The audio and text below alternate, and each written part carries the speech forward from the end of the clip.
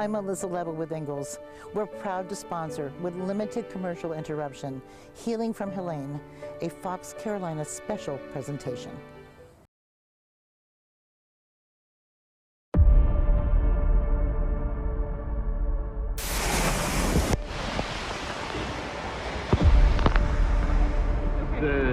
Everything's gone. Whoa!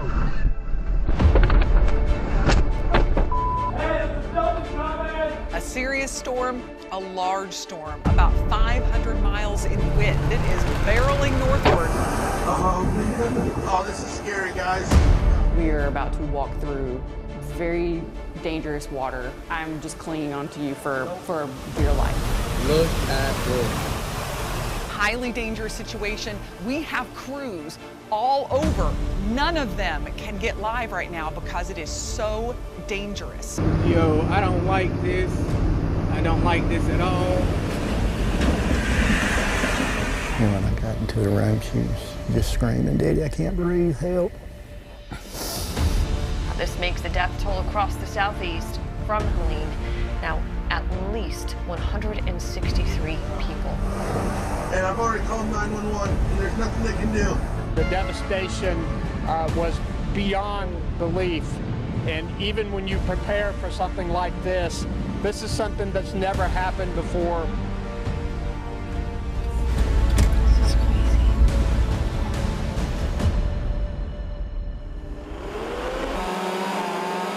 Every victory in the region is yet another step of hope. Every restoration in the region is another step of hope. It's just a lot of steps. I just felt good and just being able to serve other people that had it really hard in Helene. That even though we experienced this low, this trial, this tribulation, we got through it. This has been, a little spark of joy for the first time since the storm. To me, it's always been about helping people. The resiliency of our area, I mean, it came through that night.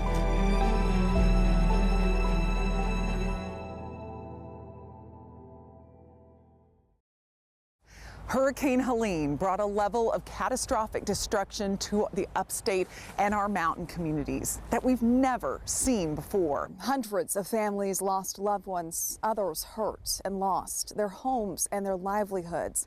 And while Helene forever changed the landscape for many of our beloved towns, there's a lot it did not change. One message we've heard over and over again, and that is the awe of the heroes that emerged following our very own heartbreak. Neighbors helping neighbors and strangers helping strangers, reminding us all that we are a strong community. Tonight, you'll hear the stories of loss, of resilience, and most importantly, the stories of hope, showing together we can heal from Helene. The phrase neighbors helping neighbors has never been more true. For one area of Spartanburg County, when water from a creek flooded their homes, they relied on one another more than ever before.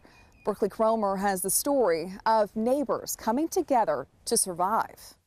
In this yard sits a red canoe.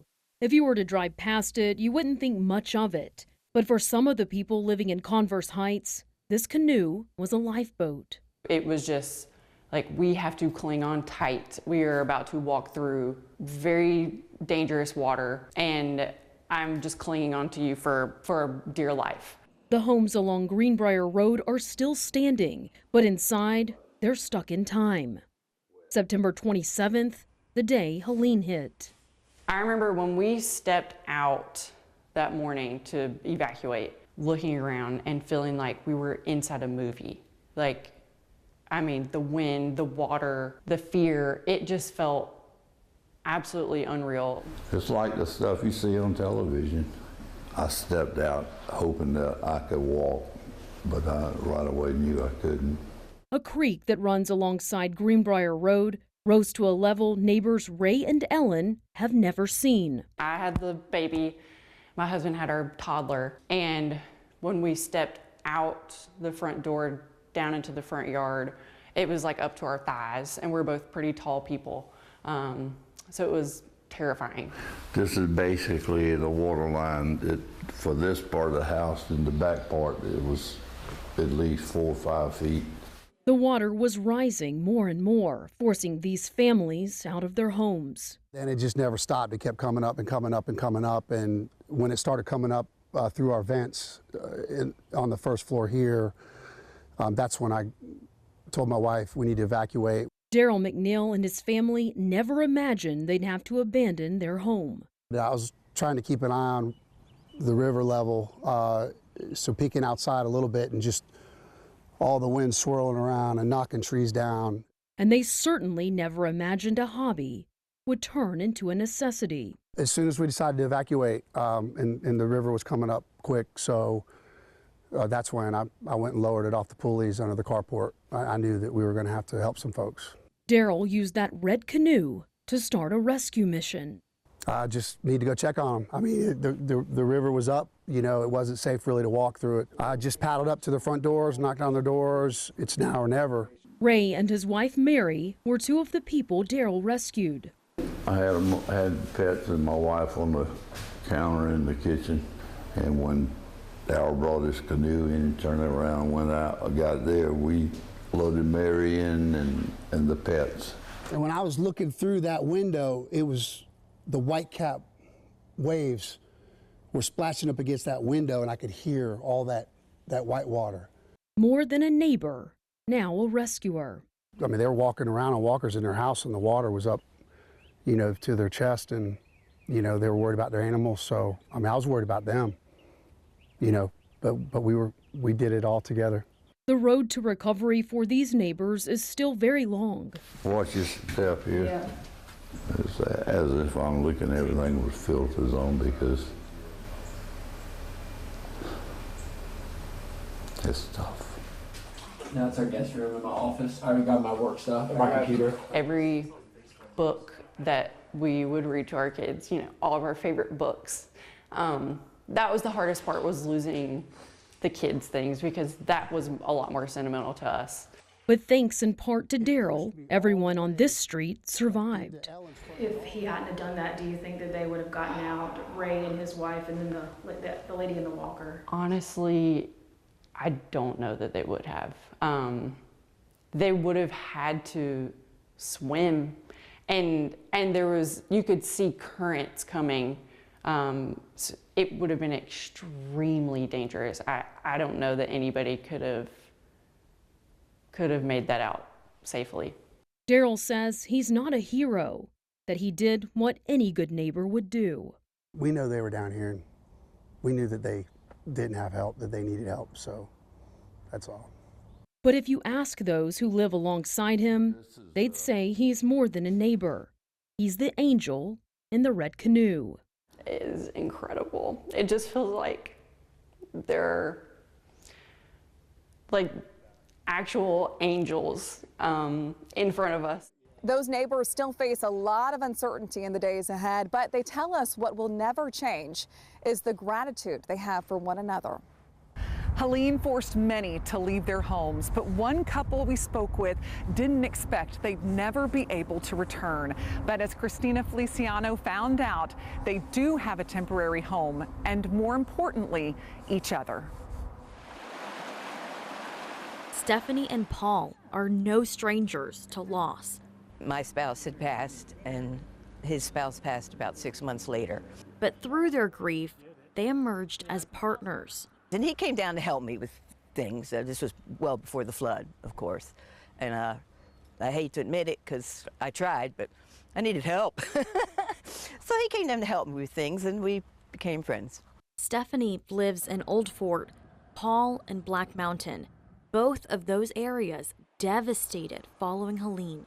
I realize this sounds very naive from living on a creek for over 25 years, but I had no train of thought that this is truly going to take out this pretty much the entire town. On the day of the storm, like many others, Paul and Stephanie had yet to realize the full weight of what Helene was bringing to their homes, until a plea came from first responders with a knock on the door warning them to get out now. And I just peeked out and said, "Gotta go?" And he said, "Yes, ma'am." And I said, "You know, Paul, are you awake? We've got to go." And Paul was not real willing. That was his household for many years. And I wasn't going to leave the house. I wasn't going to leave it. She came by and made me leave. The pair spent days in a motel, unsure of what was happening, until a call came from a friend. I was told by phone, I hate to be the bearer of bad news, but from what we understand, your place is gone, has washed away. Stephanie's home, gone, lost to the water. For Paul, it was the same story. A friend of his had shared with him via picture on phone, just saying, "Sorry, brother," because it was gone. When all you see is a pile of sand where the house used to be and all that stuff, you just... And same with mine now. How can two people lose two homes that live 20 miles, 17 miles away? It's just amazing. The loss, hard to grasp. It's still a whirlwind. You can't even imagine. But gratitude remains, knowing it could have been even worse. Over my life. I owe my life, really. And then another blessing, temporary homes. Paul's from a friend, and Stephanie's from FEMA through Governor Josh Stein's executive order to help this couple start over. I remember the first thing I bought was a set of toenail clippers. And I thought, wow, I'm starting all over again in life. While their current homes may only be temporary, there's something that will stand the test of time. Be so grateful for whomever you have and whatever you have, because as we all know, it can be gone in a heartbeat. Yeah, I'll be with her forever. I love you with all my heart. Stephanie and Paul said they learned one thing through Helene that they didn't think was possible. Their bond is even stronger. Well, one message we've heard over and over from people in the mountainous areas is how amazing it was to witness everyday community members turn into heroes. One of those was Bruce Sullivan, a custodian and also a bus driver at Oakley Elementary in Buncombe County, who did not hesitate to jump into action. While Bruce doesn't consider himself a hero, you may think differently after hearing his story. Here's our very own Scotty Hunter.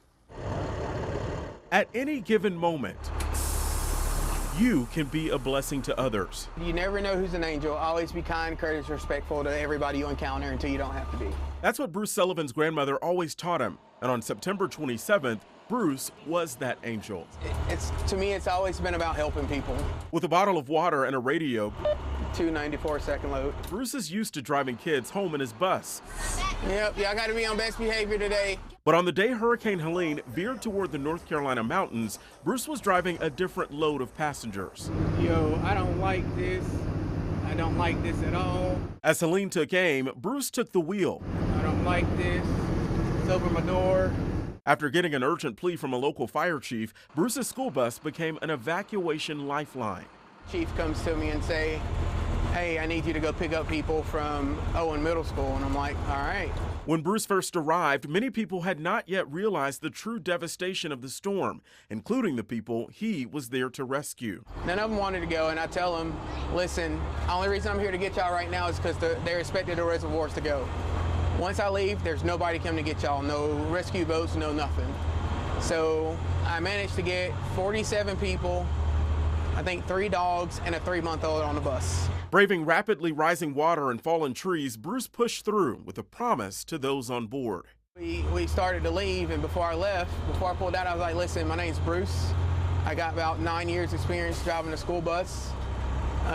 And my wife is at home with my 2 beautiful stepkids, and my wife is 24 weeks pregnant. I'm like, why am I telling y'all this? It's because I got something to live for just like y'all do. I was like, I'm gonna get us through here. I go and I take off, and that same spot where the water was, to the first or second step of the bus, within like 7 minutes that I was there at the school, it went from the first or second step of the bus up to halfway up the bus. I'm just trying to, get us through it. So we finally get through it, and that was the hardest my heart has ever beat in my life. But even after the rescue mission, Bruce's work that day was far from over. After encountering blocked road after blocked road, he had no idea how he was going to make it home to his pregnant wife. There's a guy that owned a tree cutting service, so he brought out his wood chipper and chainsaw, so I went down with them and we just started cutting trees. I talked to the guy, I was like, listen, my wife is at home, 24 weeks pregnant, and I need to get to her. He's like, when's she due? I'm like, February 10th. He looked on the porch and his wife was sitting on the porch. He was like, she's due February 11th. We kind of bonded over that, and he's like, dude, I'm gonna get you out of here. But then a moment of relief. Bruce's wife finds enough cell service and they are able to talk on the phone for the first time since Helene hit. You know, she was freaking out. Her blood pressure was through the roof, and I'm like, that's when I had the idea to go up the mountain. I'm like, I got to get to my wife. I got to get to my kids. And got to the top of the mountain and seen the devastation of the mudslide. DOT guy let me through. I had to go through probably like 2-3 inches of mud. His family reunited and his home miraculously spared, just like the people Bruce rescued that morning. And despite those chaotic hours, Bruce says he would do it all over again without a second thought. Knowing that the 47 people I got out of there are alive and safe is just an amazing feeling. And people on there say, oh, you're a hero. And I'm like, to me, it's not a hero at all. To me, it's doing what I think a right-minded human being should do. And again, if I had to do it again, I would do it again. Hello. Every day, she runs and jumps in Nana's arms. While he may not consider his actions extraordinary, 47 people are alive today because of an angel named Bruce. Well, when we spoke with Bruce, his wife was 38 weeks pregnant, ready to give birth at any moment. Well, we do actually have some good news. Just hours after our interview, Bruce and his wife welcomed a healthy baby girl, and they named her Kai. So our best wishes to Bruce and his family. Still to come. Maybe when I'm older, I can help even more. A 5th grader using his skills from the classroom to help at a church in Helene's aftermath. Plus, once the javelin flies, it's like all the things are flying off of me. How a Montreat student takes to the track to cope from the trauma. Those stories of hope right after this brief commercial break. Healing from Helene, a Fox Carolina special presentation, sponsored with limited commercial interruption by Ingalls. After Helene cut a path through our corner of the world, there was only one way to go: forward. As the waters receded, the power of the hurricane was replaced by the flood of human kindness. As thousands were without power in our homes, the power of community was abundant. As you've been there for us, we'll be there for you in this time of rebuilding and in the better days to come. Ingalls, we're with you every step of the way. Well, it's said the best way to learn a new language is to totally immerse yourself. Well, that's exactly what some students in Buncombe County schools are able to do, thanks to the district's dual language program. After Helene, Enrique Salinas saw firsthand the power of this program. While 5th grader Camden was volunteering at his grandparents' church, he saw a way to help that made both his family and his teacher very proud. I have like this fighter pilot game and this bird game and Roblox. Camden Byers likes many things: video games, playing with his friends, and eating Chick-fil-A sandwiches. You like chicken nuggets from Chick-fil-A? Yeah, they're good. I like the sandwich. But when he's not busy being a kid, he's busy practicing his Spanish at Northwindy Rich Intermediate. Dual language basically is the notion of teaching students through experience. So basically what we're doing here is that we're doing a 50-50 kind of thing where students can learn Spanish in a very authentic way. A program at Buncombe County Schools designated to bring different cultures to the mountains. What are you guys making? We're making a banner. The dual language program lets kids in Buncombe County learn Spanish as they learn English. It's a program Camden has been in since kindergarten. For him, he's got the world at his feet and he can do whatever he wants.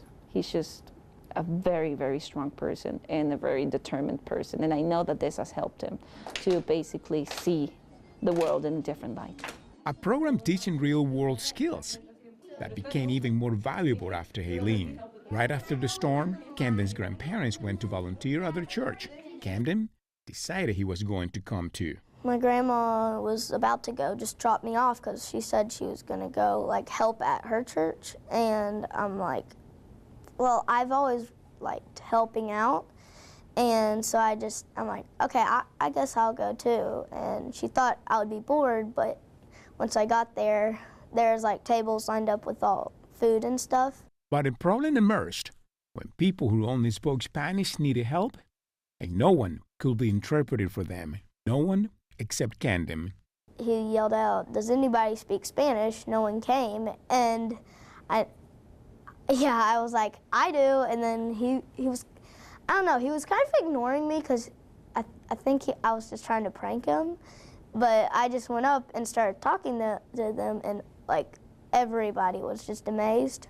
Using the skills she learned in the classroom, Camden acted as an interpreter for people in dire need of help. It was starting to get a little overwhelming because like so many cars were coming, and it was just me. I was having to run to one place to another, and then there were people that walk up to get food at the table, and they were speaking Spanish, so it was very hard, but like I enjoyed it. Camden continued using his Spanish, showing up not just one day, but many more. Camden has always been a very loving, sensitive boy, but to see him actually go out and serve with such tenacity, after that first day of serving, he was ready to go back again and again and again, and it just warms your heart to see that your child wants to help others and that he wants to serve others. A student with a servant's heart. I just felt good and just being able to serve other people that had it really hard in Helene. I learned a lesson that like other people got it a lot harder than I did. And no plans to stop anytime soon. When I'm growing up, I don't know, like I heard people like they've been in Spanish class for like years and like college, but they just say they just completely forgot it. I don't know if that will happen to me, but if I just keep practicing Spanish, even though I'm not in a Spanish class, I probably will remember it, but maybe when I'm older, I can help even more. Well, Camden's mom was even able to learn some Spanish herself, and she says she's so thankful children in Buncombe County are able to participate in a program like this. There is a lot of history in the North Carolina mountains. Some of that history can be found at Montreat College. Montreat is a small Christian school with about 650 students. It's a beloved fixture in the mountains. And like so many other places, Helene changed the landscape of this campus. But it did not change the spirit of those students and the staff there. Grace Runkle sat down with them, all of them in fact, saying that they stay focused on giving thanks. When you walk through the campus of Montreat College, there's something you feel right away. Montreat is a holy place. I came here for a tour, and I just knew the Lord wanted me to be here. That's the sentiment felt by both students and staff. It's unbelievable. It's one of the most beautiful places in the world. Well, I'd grown up in the Midwest and lived in California and Chicago, Boston. I never lived in the South or Southeast, and I didn't know a place like this existed. There's no shortage of history in Montreat. Nestled in the mountains of Buncombe County, Billy Graham's home family sits here. And Montreat has hosted Martin Luther King Jr. But for the students, perhaps the most holy location isn't a church or a home. Instead, it's a lake, Lake Susan. The lake was an attraction. It's beautiful. The lake, it's mainly my favorite place because I'll just sit, like, I don't know if it's just like a bench on the side where I will just sit at night and you can see the stars. This is like the only place in the school that you can see the stars because it's really dark. But after Helene, this beloved lake looked a lot different. It was just empty, nothing there. Much of like sticks and trees were still in there. So it was very dirty. It was just devastating seeing Lake Susan first. Lake Susan was one of the many areas around Montreat changed by Helene. There's a breach right there. We got hit hard. 10 of our buildings got damaged, millions of dollars of damage. The door's blown in. McAllister Gym, one of those buildings. As the rain kept coming, water rushed in. But the loss of buildings small in comparison to the true tragedy from Helene. But when I drive the region, when I go to church, I see the areas that got hit far, far harder.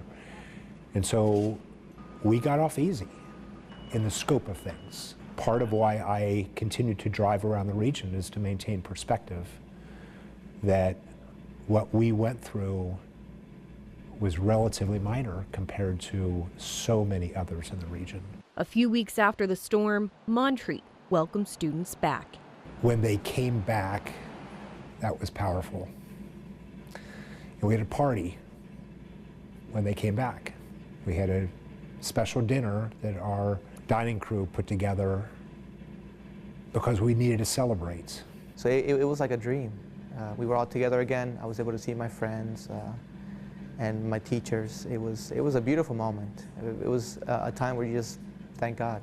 We all made it through that. And we gave thanks. We gave thanks to God. One day, the visitors will return. The paddle boats will be on Lake Susan again. The water should be flowing back in soon, and so it will be yet another moment of restoration. And that's really what this story is for Western North Carolina, for Montreat College, is restoration. But until then, a lesson will remain for the students and staff and the neighbors of Montreat. How do we manage through, and how does our character grow, and how do we become better human beings because of it, not in spite of it? While our Grace Runkle was there speaking with all of the students, she met with one incredible story. Nevaeh is a Western North Carolina native who attends Montreat and is also a member of their track team there. Grace spoke with her about how she uses her athletic skills to help her process the trauma from Helene. Step by step, breath by breath. Nevaeh Pereira gets closer to the finish line and further from the memories of a storm that almost took everything. That night, the wind was super loud, the rain was crazy, and I knew that something was going to happen, like something major was about to happen. Whoa! So I was at my grandmother's house in Black Mountain. I just kept praying like, God, please help us. I was scared to go to sleep. And then that morning I woke up, I saw, it looked like a tsunami coming through. And I had one bar, and so I called my mom, and I was like, the waters are rising, Mom. And then the service completely went out. And so that was the last thing I said to my mom. After the storm stopped, the house was still standing. Nevaeh and her grandmother alive. What should feel like a relief is now a guilt Nevaeh carries. It's heartbreaking, like today. It's still September 27th in my eyes. And it's changed some, but not that much. And my other grandmother, she lives in Swannanoa, and she lost her home. And my cousin passed away. He was swept away by the flood.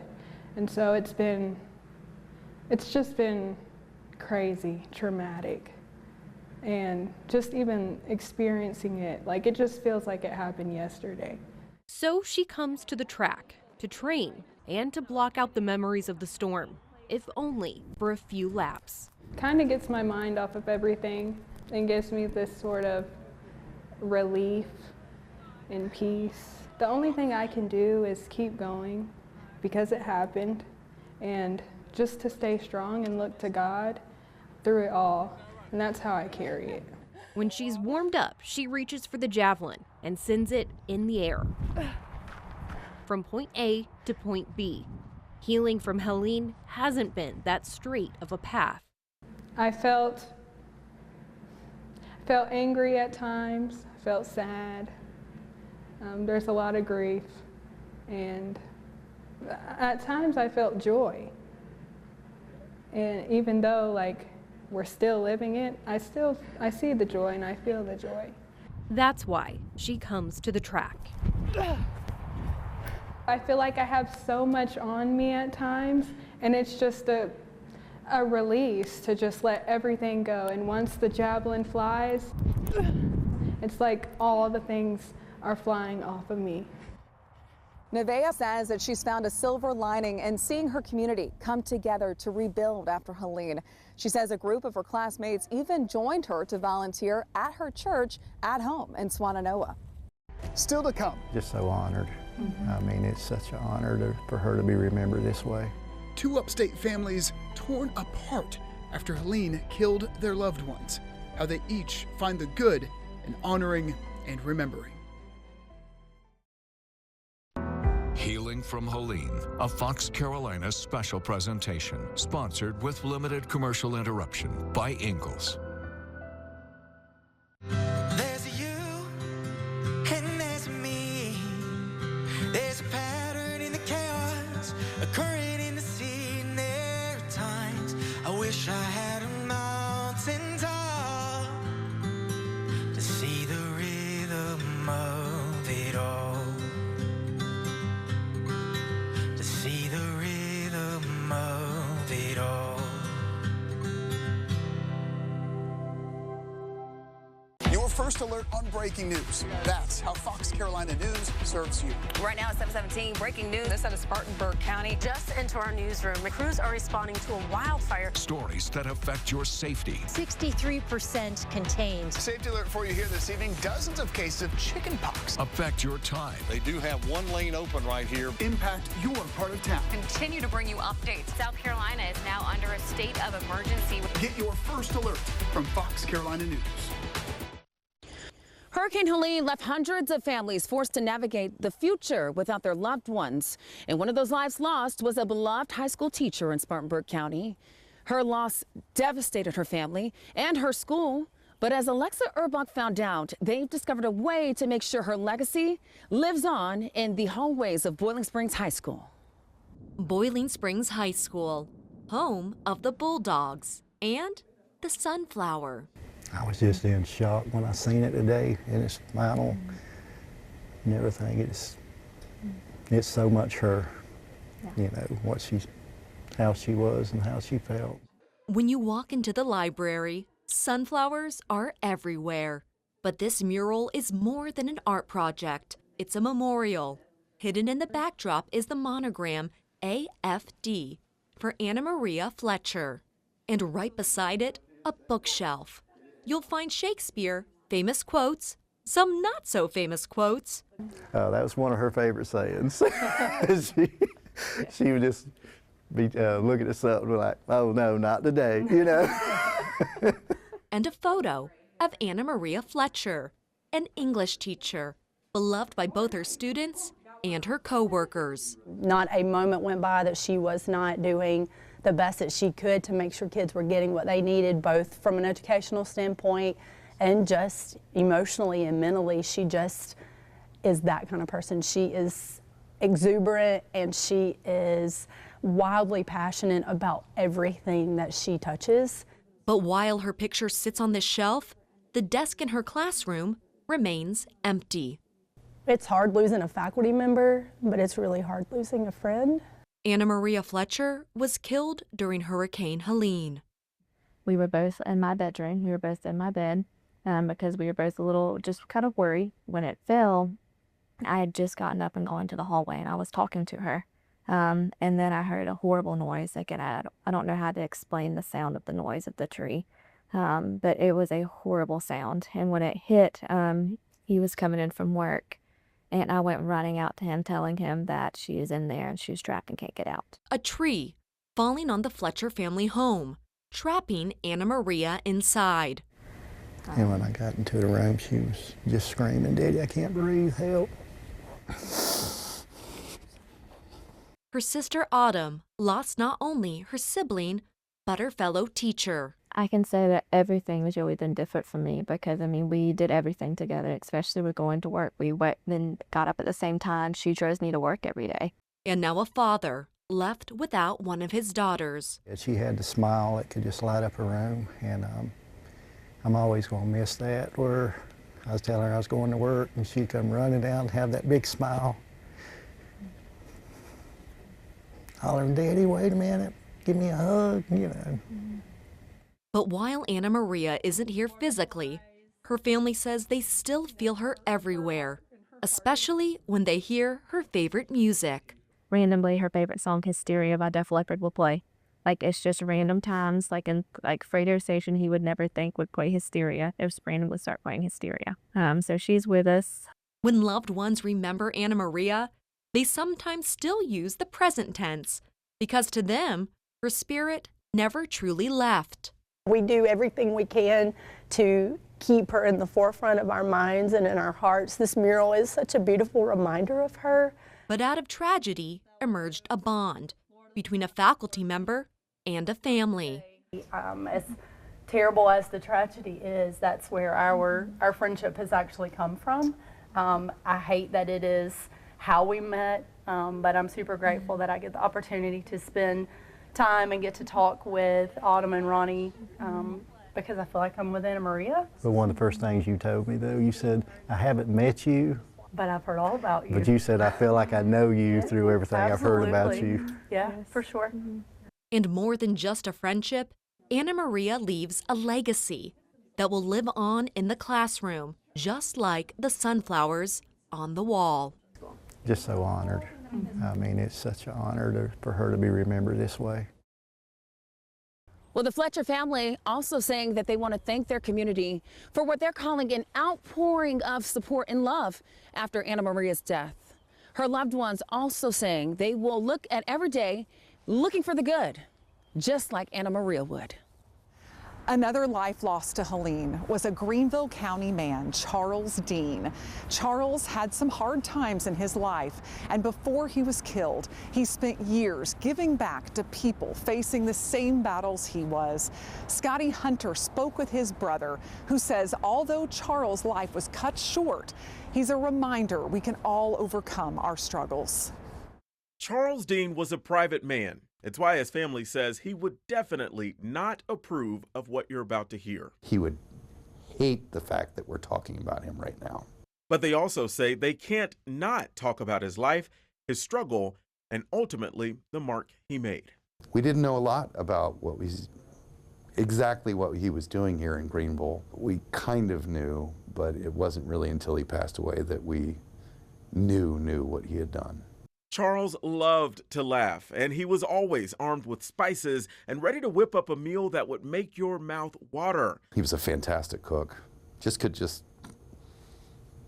put stuff here, put stuff there, make your kitchen an absolute mess, and then serve you an absolute exquisite meal.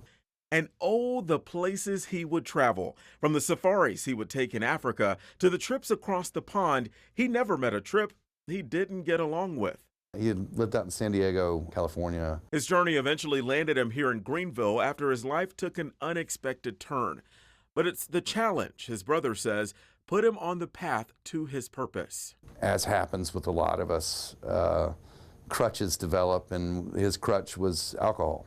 His brother still remembers the day he drove to pick him up and, with the help of family, got him checked in at the Pavilion, an addiction recovery center here in Greenville. It was at this facility that his life took a turn for the better. He went to Pavilion and he did about 9 months of inpatient and outpatient treatment, and it took. Over time, Charles slowly started to become the man his brother remembered. But what he didn't know is that Charles was taking his new lease on life a step further.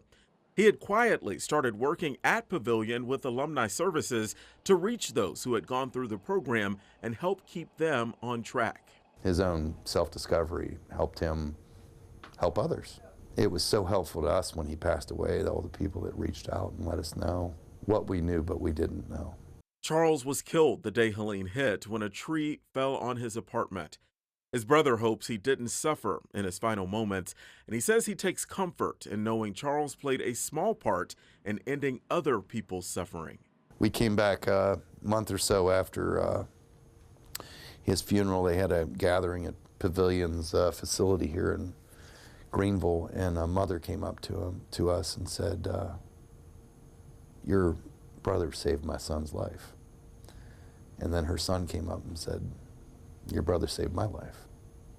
I mean, I don't know what you do with that. How many of us can say that? I saved somebody else's life. Well, it's real. It's remarkable. And it's profound. It's an almost divine purpose that he says his brother, despite how private he was, earned. You know, we have a belief that God will take care of, he'll take care of us and he'll take care of everyone that's passed. And I think certainly if anyone has earned a place in heaven, got to be my brother. Charles' family said they find comfort in knowing he touched so many lives by helping others through their recovery. Still to come. It's been the biggest honor of my life. Getting music back to musicians, how one group is bringing back the power of playing again.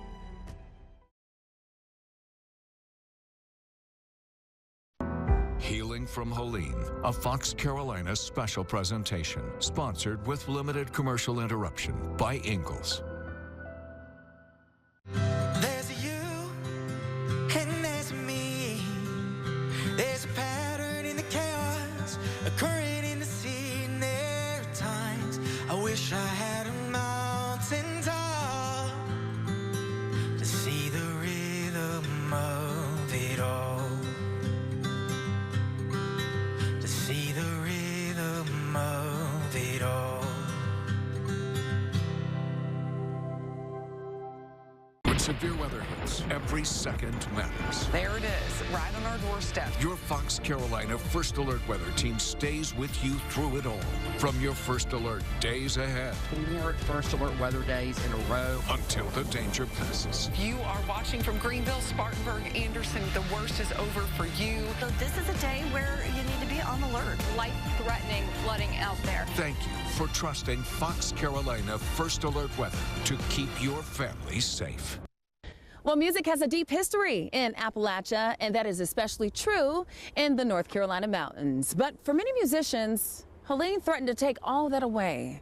And that's where Restring Appalachia saw a need, getting instruments back into the hands of those who lost everything. Enrique Salinas saw firsthand the power of being able to play again. You just got to kind of do it. Yeah, it's the outlet. You have something inside and it's got to get out. Yeah. I've always been doing something out, drawing, playing music. It's just a wonderful expression. Musicians they're a weird and great crowd. Like many musicians, Chris loves to play his favorites with his favorites. Yeah, I play with a band. We're a 3-piece. Since we're older guys in the crowd kind of thing, we kind of hit like, we don't do covers, but we call it alternative 70s music. At 54 years old, I'm trying to have some fun. But a passion put out when Hurricane Helene tore through. Chris's family lives in the mountains too. And although they are just miles apart, for a while, they couldn't reach each other. We couldn't tell if they were alive or whatever happened. So, I mean, a lot of the unknowing of everything was what really kind of got us. His son was okay, but something wasn't. A beloved guitar he had for decades. I bought it a long time ago before my son was born. And actually, he's the one who had it during everything. The guitar, like so much else, was ruined by Helene, but it seemed small in comparison to everything else lost. At first there's so many people that lost so much that it seemed trivial to do something with instruments, and then as a musician and doing what I do for a living, you know, to remember what music does for us in our lives, it's like even this little, getting some little bit something back from such devastation does mean something. That's exactly what Restring Appalachia believes. Oh, yeah. The group is dedicated to getting quality instruments back into the hands of people who lost them during Hurricane Helene. It's been the biggest honor of my life. It's a real treat to get to just hand out free instruments to people and give people back the gift of being able to make music at home after they've lost it in such a traumatic way. John Davis is the Chief Operating Officer for Restring Appalachia, which partners with local music stores like Asheville Guitar Pedals to hand out instruments. It's not something that I expected as much. There's been a lot of like hard times in here of people coming in that, you know, have lost family members that died in the storm, not just these physical instruments, but lost their loved ones. And this has been, you know, a little spark of joy for the first time since the storm. A joy eclipsed only by gratitude. All kinds of reactions. We've seen people start crying as soon as we hand it off to them. Gratitude is mostly an incredible amount of gratitude. A lot of people, they don't think it's real until I'm like, this is yours, here, take it. We don't want anything for it, it's yours. You know, a lot of people come in and you can tell they're like, is this real? A donation one may not consider necessary, but nonetheless, just as valuable. And it sounds beautiful. It sounds beautiful. I've been playing it. It's just like having my old one back. Well, the Restring Appalachia initiative, it is still going strong. So if you're a musician or you happen to be someone who loves to play music, we will have information about how you can help and how you can also receive an instrument if needed. You can find that information on our website, foxcarolina.com. Farmers know that at the end of the day, Mother Nature is in charge. That became even more clear for Sarah Martin when Hurricane Helene tore through the area. It tore through her crops, bringing with it a mudslide. More than a decade of work destroyed in just minutes. But now she's focused on healing both herself and the land. Two Trees Farm will never be like it once was, but that's okay. You have to realize that in order to move forward, you've got to kind of let go of what things were before. The small farm is tucked into the mountainside in Canton. Sarah Martin and her husband have called it home since 2007. Yeah, well, people are always excited for our eggs. That is one thing that we seem to never be able to produce enough of. The farm is small but mighty. The crops grown here feed the family, diners at Western North Carolina restaurants, and shoppers at the Asheville City Market. We feel really lucky to get to be in such a beautiful place and also to be able to share it with other people. The scar from Helene runs right through the heart of Two Trees. The day of the storm, rainfall flooded a lake above the farm, which triggered a landslide, pushing several tons of mud onto the property. Our greenhouse was here, and our blueberries were up there. And so the wall of mud just kind of came right down through here. The crops are gone. And even worse, so is the nutrient-dense soil she's been nurturing for years.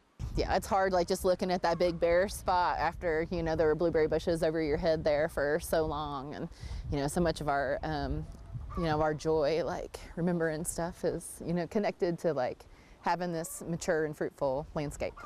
Now the focus is on healing the land and herself. But we are going to try our best to do what we can. You know, like this is an oak tree that is falling over the hillside here. So we're going to cut that up and make some mushroom logs out of that. So utilizing everything is really important to me. So even though it's hard and it does make things take more time and it requires being more thoughtful, I think that there's a lot of healing in that. You know, when you can know that you're trying not only to do what's best for yourself, but what's best for your community and best for the planet. The terraces are now reinforced with concrete blocks, an industrial feel Martin isn't used to. A compromise so they can come back stronger. And when the ground thaws, Martin says they'll plant blueberry bushes again. Life is constantly changing and evolving, you know, and you know, we see that all the time. Just in every day in everybody's careers. And so, you know, we've just had to embrace that the change is okay and it's good and we're going to continue moving forward. Martin says they've already planted their first crop where the mudslide came through. It's garlic, one of their most popular products there, and they'll be selling it at the Asheville City Market on Saturdays once it's ready for harvest. There are many features that draw tourists to the Asheville area. One of them is the thriving brewery scene. But Helene threatened many beloved breweries, and one of them in particular was Zillicoa Beer Company. It was nearly wiped away, but despite the destruction, they stayed focused on rebuilding. Enrique Salinas shows us how. Zillicoa Beer Company is based in the Asheville area, but it was born somewhere else. We brewed our first beer together as roommates. We grew up together. We've been through a lot together. Brothers Jonathan and Jeremy Chasner and their best friend Jonathan Parks started their dreams of owning a brewery from their college dorm before relocating to the North Carolina mountains.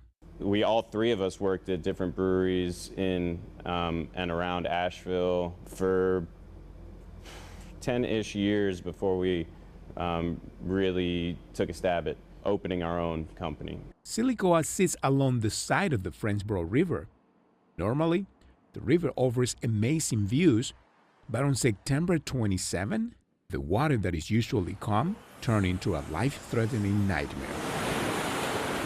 The sound of trees hitting buildings, of shipping containers sloshing through the water, propane tanks gurgling as they're spinning and spitting out gas.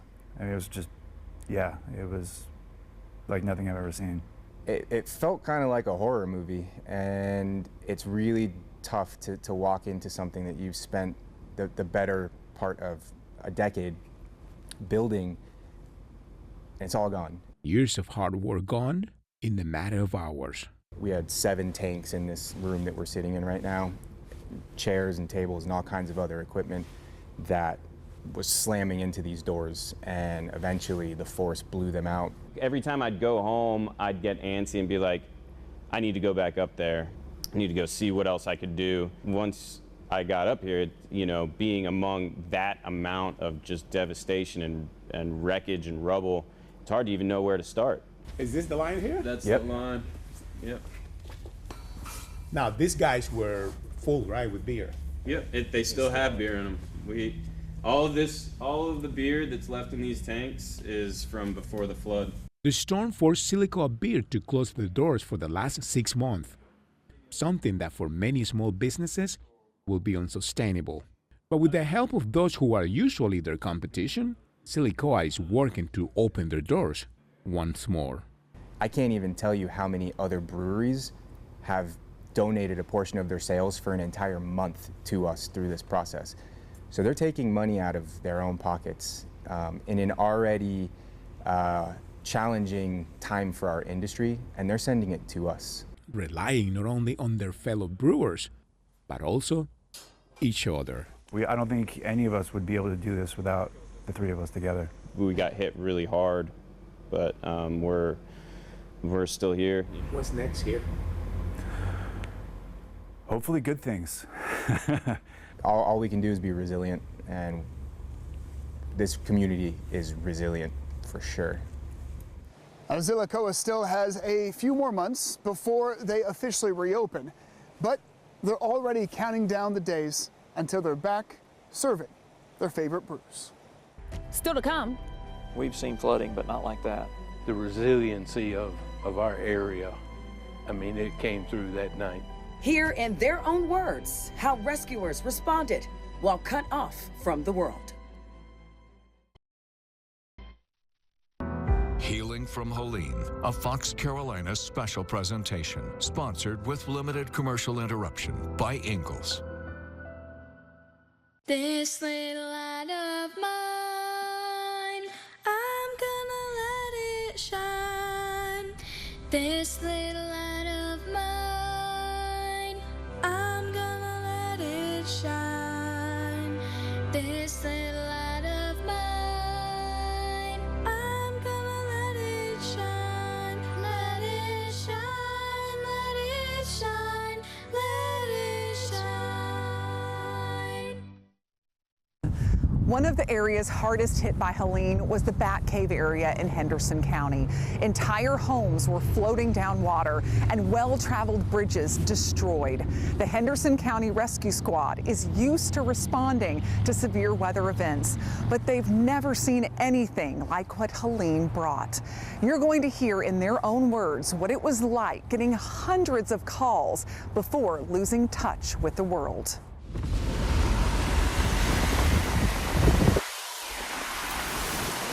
We've seen flooding, but not like that. Just water everywhere. I've been on 18 hurricane deployments over my career, and never had we ever seen such destruction.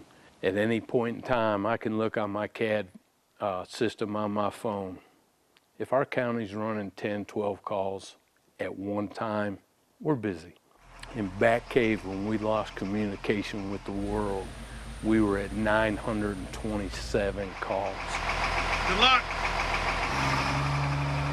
We couldn't really pass the Highway 74 bridge initially. We wouldn't even stand on it because there was water coming over it and buildings going under it and debris, and you'd have to have heard it down there. It just thundered for hours.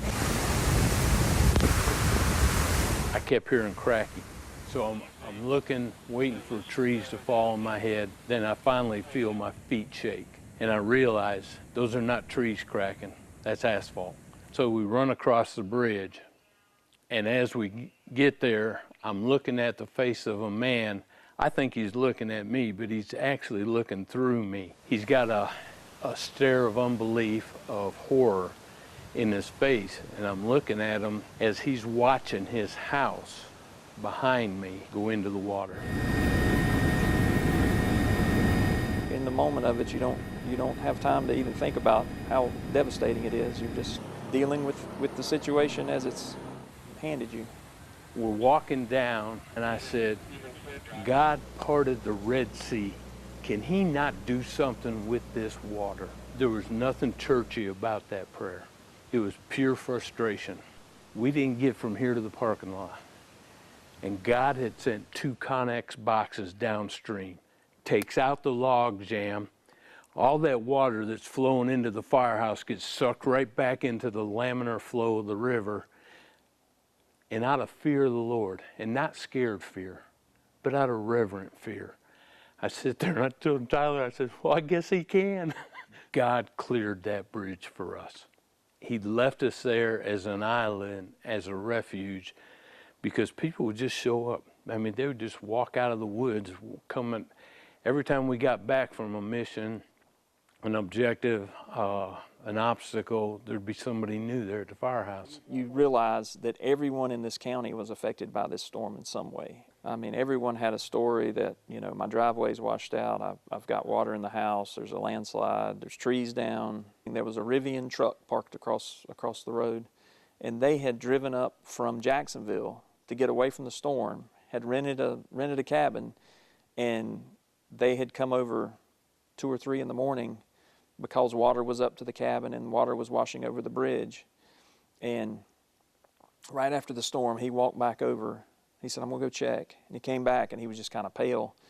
He said, it's gone. I said, the bridge is gone? He said, the cabin's gone, the bridge is gone. And it was. There were 7 cabins there. They were all just washed away. Kid's leaning up against one of the fire truck tires. He's got a 30,000-mile stare. So I sit down with him for a few minutes and we talk. And he looks at me and he says, what do I do? What do I do? I'm not prepared to answer a question like that. And I'm praying, I'm asking God, I said, God, how do I help this guy? How do I answer that question? So finally I asked him, I said, are you a man of faith? He gave me a pretty lame answer. I turned around and said, well, God spared your life for a reason. I'd be finding out what that reason is. It's what we train to do. We're experienced rescuers. Our job is to keep a level head in a bad situation and try to make it better. If people showed up bleeding, we stopped their bleeding. They showed up hungry, we fed them. They showed up needing water, we give them something to drink. Overwhelmingly, my thought of the day was all day long. In the midst of destruction, in the midst of chaos, I watched people loving on people. It's been very rewarding to see how much everyone's working together and taking care of their issues, and very little complaints, and just folks working to get back to where they were before the storm. The resiliency of our area, I mean, it came through that night. The Henderson County Rescue Squad says since Helene, they've learned a lot about how they can be even more prepared for the worst weather event. No matter what, their focus remains the same, serving their community. Now we want to thank you for joining us for our special coverage. Remembering the victims and honoring the heroes that have given so much and emerged after Hurricane Helene. We also want to give a special thanks to everyone who shared their stories with us and with you. We hope this is a reminder that despite the devastation, together we can heal.